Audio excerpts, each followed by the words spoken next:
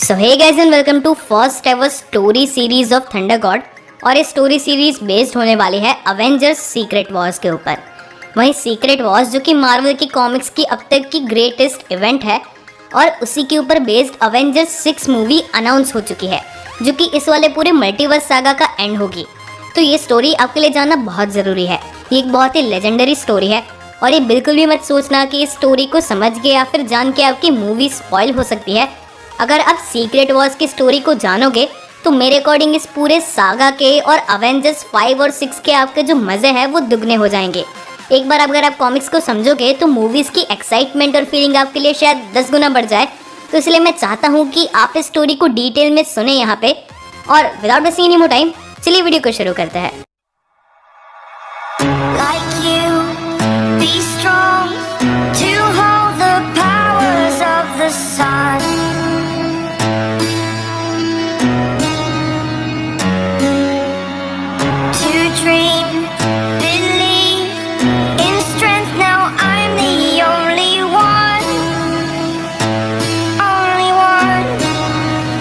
Story की शुरुआत होती है वकांडा से, जहाँ पे टिचाला का ब्लैक पैंथर अपने कुछ वकांडियन साथियों को कोई टेक्नोलॉजी समझा रहा था।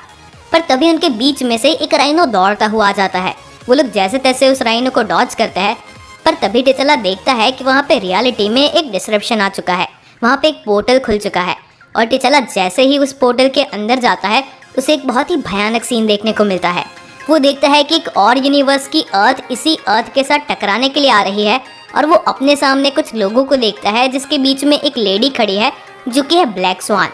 अब ब्लैक स्वान टिचाला से कहती है कि ये दोनों ही अर्थ टकराने वाली है और इसलिए ब्लैक स्वान उस अर्थ से इस अर्थ पे आई है ताकि वो इस अर्थ को डिस्ट्रॉय कर दे और अपनी अर्थ को बचा सके। और ये सुनते ही ब्लैक पैंथर ब्लैक स्वान के ऊपर अटैक कर देता है। उन दोनों के बीच में फाइट होने लगती है और इसी फाइट के दौरान गलती से ब्लैक स्वान का वेपन ट्रिगर हो जाता है। ये वेपन खुद ब्लैक स्वान के ही प्लेनेट को डिस्ट्रॉय भी कर देता है। चीजें वापस से नॉर्मल तो हो जाती है। ब्लैक स्वान को वकांडियन प्रिजन में डाल दिया जाता है, पर टिचाला ये सब देख के बहुत डर चुका था। उसने इल्यूमिनाटी की इमरजेंसी मीटिंग बुलाई।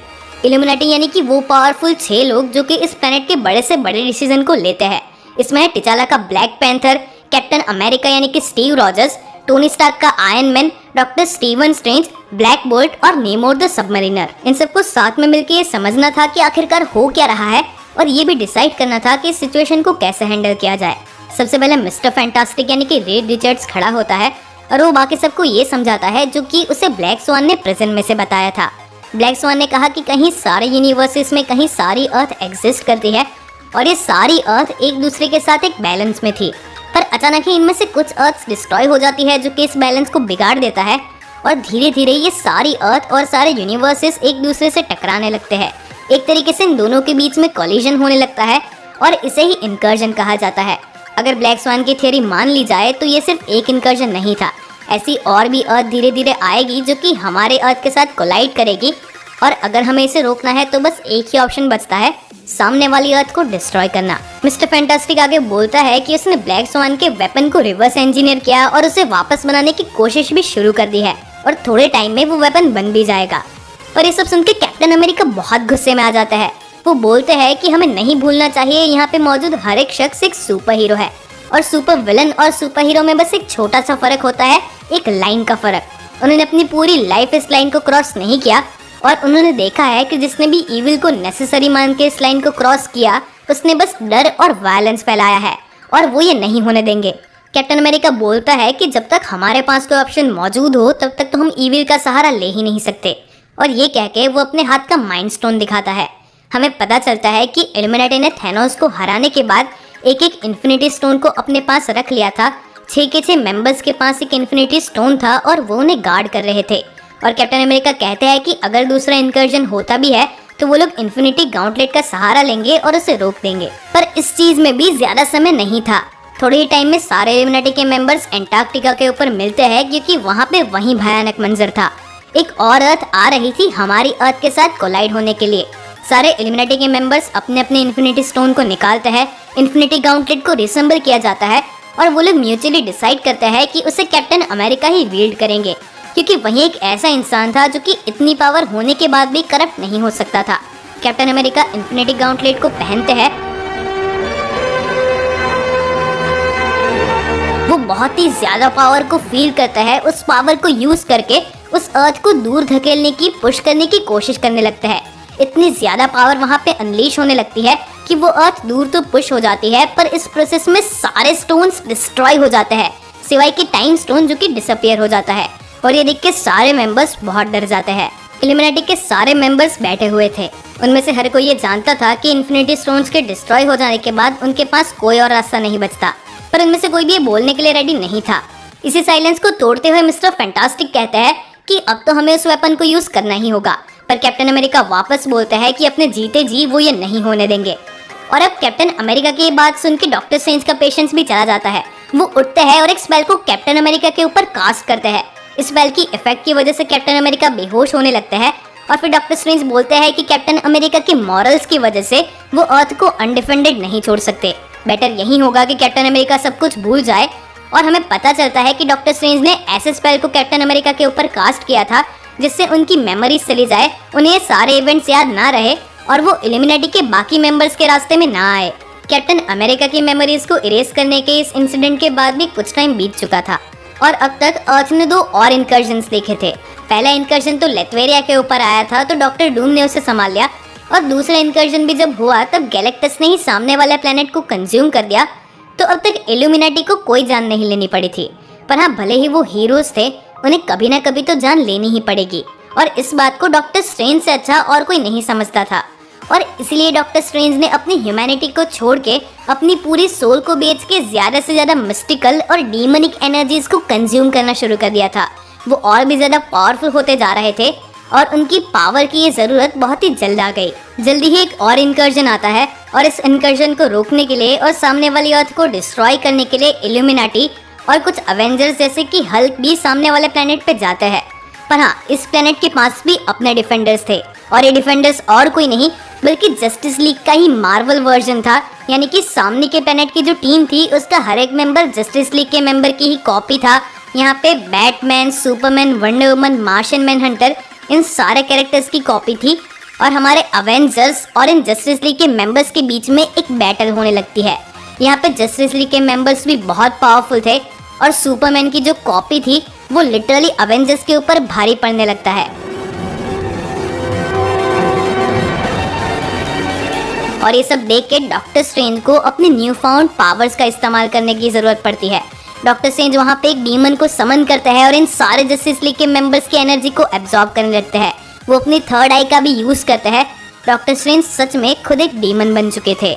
इन सारे मेंबर्स की एनर्जी को एब्जॉर्ब करने के बाद भी डॉक्टर स्ट्रेंज नहीं रुकते और उनकी पावर्स वहाँ पे डिस्ट्रैक्शन फैलाने लगती है, जिसे देख के इल्यूमिनाटी के बाकी मेंबर्स डॉक्टर स्ट्रेंज को हरा देते हैं और उन्हें वहीं पे बेहोश कर देते हैं। पर अब डॉक्टर स्ट्रेंज को रोकने के बाद इन सारे मेंबर्स को इस अर्थ को डिस्ट्रॉय भी करना था।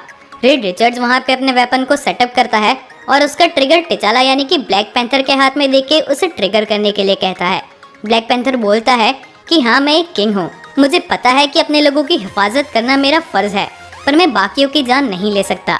टिचाला रोने लगता है और रीड से कहता है कि आई एम सॉरी, मैं ये नहीं कर पाऊंगा।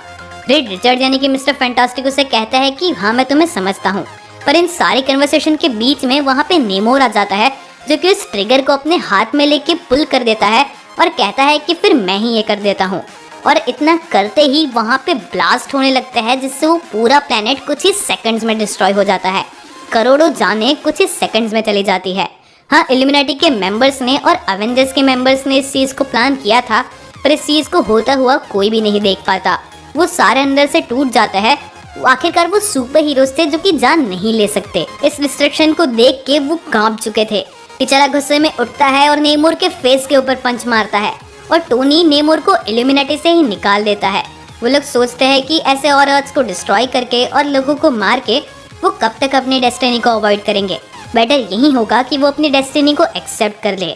हल्क वापस से ब्रूस बैनर बन जाता है और अपने साथ टाइम स्पेंड करता है, तो रीड रिचर्ड्स अपनी फैमिली और फैंटास्टिक फोर के साथ टाइम स्पेंड करने लगता है और टोनी अपना बचा हुआ टाइम शराब पीने में लगाता है। पर जिस एंड का वो लिटरली वेट करते थे वो एंड कभी नहीं आता, कभी और कोई इनकर्जन होता ही नहीं। और जब वो लोग इस चीज़ को इन्वेस्टिगेट करते हैं कि और कोई इनकर्जन आके अर्थ को डिस्ट्रॉय क्यों नहीं कर रहा, तब उन्हें पता चलता है कि इन सारी चीज़ों के पीछे टीम से निकाला गया नेमोर है। उसने अपनी एक नई टीम बनाई है जिसका नाम कबाल है, जिसमें थैनोस और उसका ब्लैक ऑर्डर, गैलेक्टस के हेरल्ड्स और मैक्सिमस जैसे और भी कैरेक्टर्स है, और ये सारे मिलके और अर्थ जो कि इनकर्जन के थ्रू यहाँ पे आ रही है उन्हें डिस्ट्रॉय कर रहे हैं। इस बात को 8 महीने बीत चुके थे और दुनिया बहुत बदल गई थी। इन 8 महीनों में टोनी स्टार्क ने एक बहुत ही खतरनाक आयरन मैन आर्मर बनाया और कबाल से लड़के उन्हें रोकने की कोशिश की, पर टोनी कबाल से नहीं जीत पाया और कबाल ने टोनी को हरा के उसे पकड़ लिया।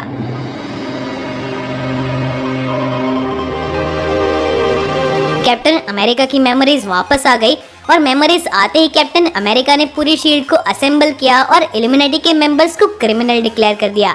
शील्ड और वकांडा के बीच की जंग में वकांडा पूरी तरीके से डिस्ट्रॉय हो गया और रीड रिचर्ड्स के साथ बाकी बचे हुए इल्यूमिनेटी और अवेंजर्स के मेंबर शील्ड से छुपने लगे। और इन सारे केओस के बीच में नेमोर लेथवेरिया के डॉक्टर डूम के डूम कैसल में डॉक्टर डूम के सामने टेबल पे बैठा था। वो लोग साथ में लंच कर रहे थे और नेमोर डॉक्टर डूम से कहता है कि वो चाहता है कि डॉक्टर डूम भी कबाल को ज्वाइन करे। और बहुत ही लंबे डिस्कशन के बाद आखिरकार नेमोर भी इस चीज़ को कन्फेस करता है कि कबाल में ब्लैक ऑर्डर के मेंबर्स, थैनोस और गैलेक्टस के हेरल्ड जिस तरीके से और प्लेनेट पे जाके डिस्ट्रक्शन मचाते थे और लोगों को मारते थे, वो तो अब नेमोर से भी नहीं देखा जा रहा। और इसलिए वो चाहता है कि डॉक्टर डूम जैसा एक पावरफुल मेंबर इस टीम में आए ताकि इस टीम को और कंट्रोल में रखा जा सके। पर डॉक्टर डूम नेमोर से कहता है कि वो इन चीज़ों में बिल्कुल भी इंटरेस्टेड नहीं है, क्योंकि उसके पास हैंडल करने के लिए और बड़े मैटर है। पर नेमोर इस चीज़ को बिल्कुल भी नहीं समझ पाता। वो डॉक्टर डूम से बार बार पूछता है कि ऐसा तो और क्या इम्पोर्टेंट है जो कि इस दुनिया को बचाने से भी बड़ा हो सकता है, पर डॉक्टर डूम इस चीज़ का कोई भी आंसर नहीं देता और वहाँ से चला जाता है। इन 8 महीनों में एक और पावरफुल टीम को भी फॉर्म किया गया था जिसका नाम मल्टीवर्सल अवेंजर्स था, जिसमें मार्वल के काफ़ी पावरफुल कॉस्मिक सुपर हीरोज थे, जैसे कि हाइपेरियन, हमारा Thor Odinson, Nightmask, Starbrand और भी सुपर हीरोज थे। और इन सारे सुपर हीरोज का एक ही टास्क था इन इनकर्जन्स के सोर्स का पता लगाना।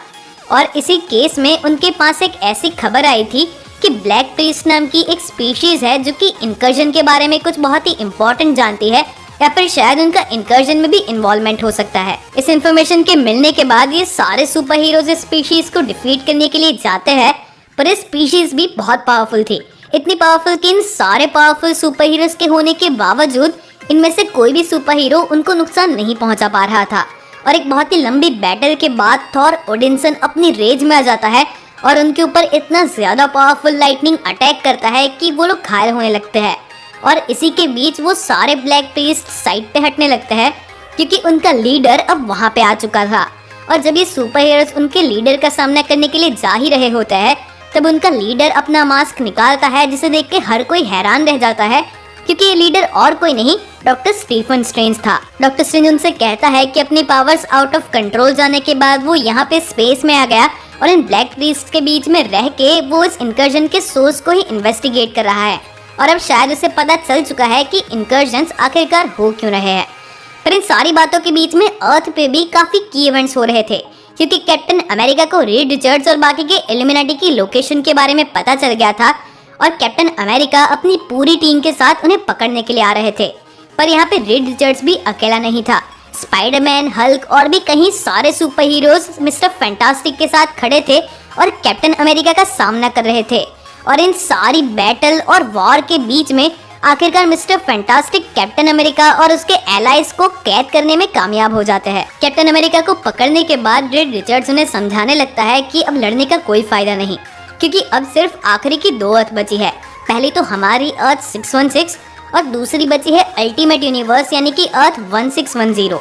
अब यहाँ पे एक चीज ये भी हो गई है कि नेमोर जो कि कबाल को लीड कर रहा था, अब कबाल की पूरी टीम नेमोर के कंट्रोल से बाहर है और कबाल ने फैसला किया है कि वो अर्थ 1610 की साइड से यानी कि अल्टीमेट यूनिवर्स की साइड से लड़ेंगे और अब हम उन्हें नहीं हरा पाएंगे। अल्टीमेट यूनिवर्स का ईविल रीड रिचर्ड्स, जिसे द मेकर भी कहा जाता है, वो कबाल का लीडर बन चुका था। वो थैनोस, बाकी के ब्लैक ऑर्डर और भी विलन्स के साथ इस अर्थ को अटैक कर रहा था और हमारी अर्थ का हर एक सुपर हीरो अपने तरीके से उसे फाइट करने की कोशिश कर रहा था, जैसे कि लूक केज और आयरन फिस्ट लोगों को रेस्क्यू कर रहे थे।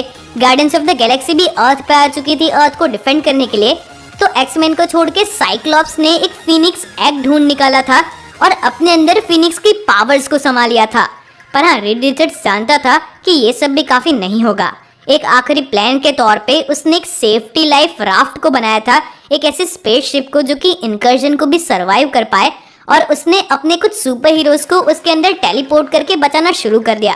उसने स्पाइडरमैन को, कैप्टन मार्वल को, स्टार लॉर्ड को, ब्लैक पैंथर को, साइक्लोप्स को, उन सारे सुपर हीरोज को उस सेफ्टी राफ्ट के अंदर टेलीपोर्ट करके बचा लिया और फैंटास्टिक फोर के साथ खुद भी उस राफ्ट में आ गया। और जैसे ही उन्होंने अर्थ को लीव किया, उन्होंने देखा कि कोई भी जीत नहीं पाया था, क्योंकि आखिर में दोनों ही प्लैनेट्स डिस्ट्रॉय हो गए थे। पर हाँ, उनके लिए भी वहां से एस्केप करना आसान नहीं था, क्योंकि उस डिस्ट्रक्शन का ग्रेविटेशनल पुल इतना था कि रीड रिचर्ड्स की लाइफ क्राफ्ट का भी एक हिस्सा टूट के उसके अंदर गिरने लगा, और जिसके अंदर फैंटास्टिक फोर और रीड रिचर्ड्स की पूरी फैमिली, जिसमें उसकी बेटी वेलिनिया और बेटा फ्रैंकलिन था, वो सारी फैमिली रीड की आंखों के सामने ही उस डिस्ट्रक्शन के अंदर समा गई। अब इस सेफ्टी राफ्ट में बहुत ही गिनती के सुपर हीरोज बचे थे। स्पाइडरमैन, कैप्टन मार्वल, जेन फॉस्टर की माइटी थॉर, खुद Reed Richards, black panther, नेमोर, star Lord और फीनिक्स की पावर वाला साइक्लोप्स। हाँ, ये सुपर हीरोज बहुत ही कम थे और इनकी आने वाली जर्नी मुश्किल होने वाली थी, पर ये उनकी जर्नी का एंड तो बिल्कुल भी नहीं था, क्योंकि अगले ही सीन में हम देखते हैं एक सेफ्टी राफ्ट को जो कि जमीन के ऊपर पड़ी हुई है। वहाँ पे बाहर दो थॉर आता है और इस पूरे शिप को इन्वेस्टिगेट करने रखते हैं। उतनी ही देर में उसके गेट्स खुलते हैं और अंदर से एक स्पीयर आके एक थॉर के सिर में घुस जाता है और उसकी वहीं पे मौत हो जाती है।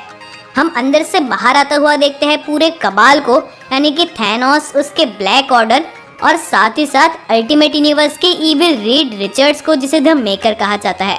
इसका मतलब ये है कि सिर्फ हमारे यूनिवर्स के ही नहीं, बल्कि अल्टीमेट यूनिवर्स के मिस्टर फैंटास्टिक ने भी एक ऐसा ही क्राफ्ट बनाया था, और वो भी आखिरी के कोलिजन को सरवाइव कर गया था। अब द मेकर और कबाल के शिप से दूर जाने के बाद वहाँ पे डॉक्टर स्ट्रेंज आता है, हमारे डॉक्टर स्ट्रेंज।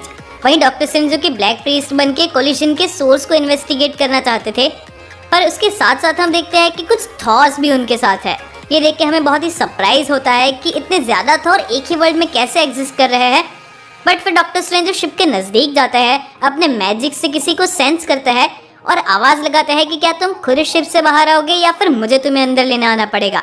और तब हमें पता चलता है कि द मेकर और कबाल के साथ अल्टीमेट यूनिवर्स का स्पाइडरमैन, जो कि माइल्स मोरालेस है, वो भी शिप में छुप के आखिरी के कोलिजन को सरवाइव कर गया है। माइल्स मोरालेस शिप से बाहर निकलता है और डॉक्टर स्ट्रेंज से कहता है कि आखिरकार वो है कहाँ। उसे बस उतना याद है कि आखिर में 2 अर्थ्स टकराई थी और उसके बाद का उसे कुछ भी याद नहीं। पर ये सुन के डॉक्टर स्ट्रेंज बहुत शॉक्ड होते हैं। वो माइल्स से पूछते हैं कि उसे इतना पुराना आखिरकार याद कैसे है, क्या उसे कोलिजन्स के बारे में सब याद है। पर माइल्स डॉक्टर स्ट्रेंज की बातों को समझ नहीं पाता। उसके बाद डॉक्टर स्ट्रेंज माइल्स को ले जाता है हिडन आइल ऑफ एगामोटो पे, जो कि डॉक्टर स्ट्रेंज का ही एक सीक्रेट बेस और आइलैंड था। और वहाँ पे डॉक्टर स्ट्रेंज ने ढूंढ के एक और रेस्क्यू राफ्ट को भी रखा हुआ था, और ये राफ्ट थी हमारे अर्थ के सुपर हीरोज की। डॉक्टर स्ट्रेंज उसके गेट्स को खोलते हैं और हमारे सुपर हीरोज वहाँ से बाहर निकलते हैं। गेट्स खुलते ही Mister Fantastic, Star Lord, Cyclops जो कि फीनिक्स के साथ बाइंड होके अब तो बहुत पावरफुल हो गया था, Spiderman, mighty Thor, captain Marvel, नेमोर, black panther, ये सारे सुपर हीरोज निकलते हैं। और वो डॉक्टर स्ट्रेंज को देख के खुश भी होता है, और स्पेशली स्पाइडरमैन खुश होता है क्योंकि स्पाइडरवर्स की इवेंट्स के दौरान वो माइल्स मोरालेस से पहले भी मिल चुका था। वो अच्छे दोस्त बने थे, पर अनफॉर्चुनेटली उनके यूनिवर्सेस अलग थे, पर इतने टाइम बाद वो वापस मिल रहे थे। और वो सब डॉक्टर स्ट्रेंज से पूछते हैं कि आखिरकार वो लोग है कहाँ। पर डॉक्टर स्ट्रेंज उन्हें कहते हैं कि इससे भी जरूरी उनके लिए ये जानना है कि वो लोग कब है। तो स्टार लॉर्ड उसे कहता है कि अभी अभी तो वो राफ्ट में बैठे और 1 ही घंटा हुआ है। पर डॉक्टर स्ट्रेंज उन्हें कहते हैं कि नहीं, वो लोग 8 साल लेट है। और ये सुन के हर कोई बहुत शॉक्ड होता है। फिर डॉक्टर स्ट्रेंज उनसे आगे कहते हैं कि जब इनकर्जन्स के दौरान सारी अर्थ डिस्ट्रॉय हो गई और आखिरी इनकर्जन में लास्ट की बची हुई 2 अर्थ यानी कि अल्टीमेट यूनिवर्स और हमारी अर्थ भी डिस्ट्रॉय हो गई, उसके बाद गॉड एम्परर ने, यानी कि भगवान की शक्ति वाले राजा ने, इन सारी अर्थ के सारे यूनिवर्सेस के एलिमेंट्स को मिलाया और एक आखिरी बैटल वर्ल्ड बनाया जिसके ऊपर तुम अभी हो। और इसलिए यहाँ पे एक नहीं बल्कि बहुत सारे थॉर है, हर यूनिवर्स के थॉर है। इतने ही नहीं, बहुत से हल्क भी है। हल्क का तो पूरा एक किंगडम है।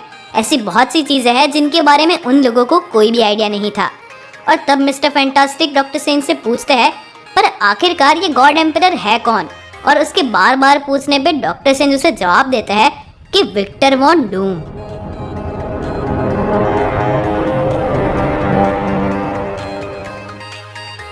डॉक्टर स्ट्रेंज कैसे बचे हुए हैं, या फिर डॉक्टर डूम गॉड एम्परर कैसे बना, हमारे सुपर हीरोज बेटर वर्ल्ड को कैसे सरवाइव करेंगे, मार्वल के यूनिवर्स को फिक्स कैसे किया जाएगा।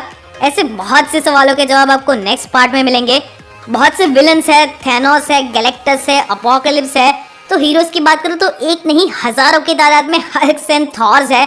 बहुत क्रेजी स्टोरी लाइन है, तो नेक्स्ट पार्ट को बिल्कुल भी मिस मत करना। एंड आई होप कि इस स्टोरी को अगर आपने पूरा देखा है तो अब आपके माइंड में क्लियर हो रहा होगा कि कैसे मार्वल ने मल्टीवर्स ऑफ मैडनेस के थ्रू इनकर्जन्स को एस्टैब्लिश किया है एंड में, फिर कैसे उसने थॉर लव एंड थंडर में माइटी थॉर को एस्टैब्लिश किया जिसका इस सीरीज में आगे अच्छा रोल होगा, एंड कैसे वो वकांडा फॉरएवर के थ्रू नेमोर को भी एस्टैब्लिश कर रहा है जिसका इस पूरी सीक्रेट वॉर्स की इवेंट में की रोल है।